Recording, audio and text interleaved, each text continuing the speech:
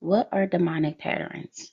Demonic patterns can be negative things that happen in our lives around a certain time or season. For example, every year around November, someone might get depressed right before their birthday. Or in a particular family, no one lives past a certain age. Another example is when most of the men in a family pass away from murder or freak accidents, or when mostly everyone in a family is hooked on drugs or dies by suicide. That's a demonic pattern.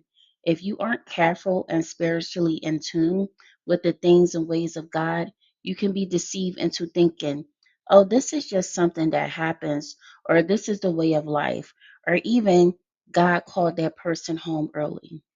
But is that really so? In some families, most women may develop breast cancer around a certain time in their life. While that may be labeled as a family history of breast cancer, if we look deeper into the root, it can actually be a demonic pattern. So, how can we as believers break free from these evil patterns? By tapping into the Spirit of God through prayer, fasting, and asking God to break generational curses and demonic patterns.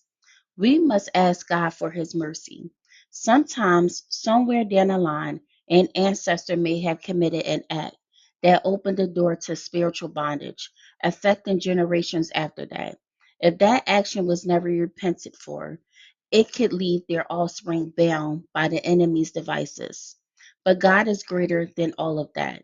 It is imperative that we pray and ask God for mercy, even asking for forgiveness on behalf of what our ancestors or relatives may have done.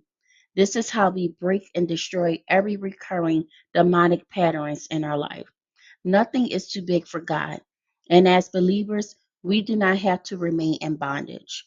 Christ has redeemed us from the curses of the law, having become a curse for us. Galatians 3:13.